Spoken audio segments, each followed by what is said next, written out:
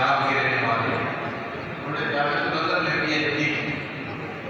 ان کے P H D کا جو ریسرچ ورک تھا وہ اعلیٰ حضرت مولانا احمد رضا کتاب انہوں نے لکھی من هو احمد رضا فی شرح القرآن.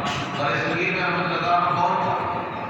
اس میں جملہ لکھتے ہیں اس مقدمہ میں، کہتے ہیں کہ احمد رضا اتنا بڑا عالم تھا کہ عرب و عجم کے سارے علماء مل جائیں ان کو علم کا مقابلہ نہیں کیا جا سکتا.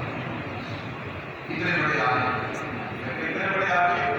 ان کا ایک شعر ہے، دل اپنا بھی شیدائی ہے اس ناخن پان کا، اتنا بھی ماہر لوگ نہ ہے جیسے کو مشغول.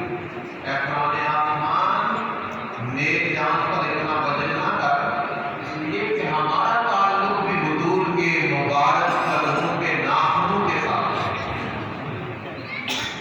دل اپنا بھی شیدائی ہے اس ناخن پاک ہے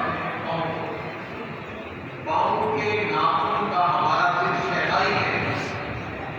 شیدائی کا مطلب ہوتا ہے کہ اس پر دل کرتا ہے کہ اس ناخن کے حسن پر پانی باری کرتا ہے، اس پر قربان ہو جاتا ہے.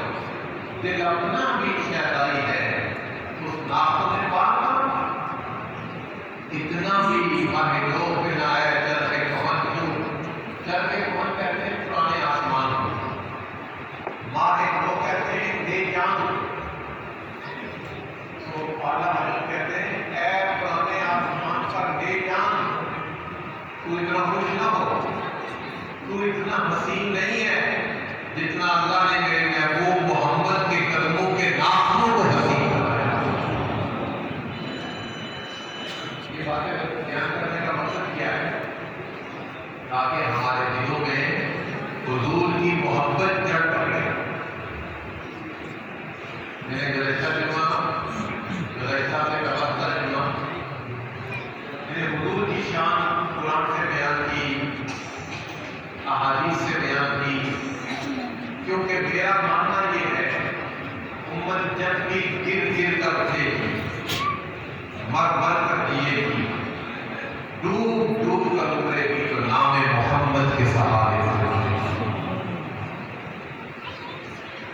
یہ بات یاد میں یہ کوشش کرتا ہوں، ہمیشہ کوشش کی. یہ کوئی کبیرانہ جملہ نہیں ہے، تحدیث نعمت کے طور پر کہتا ہوں.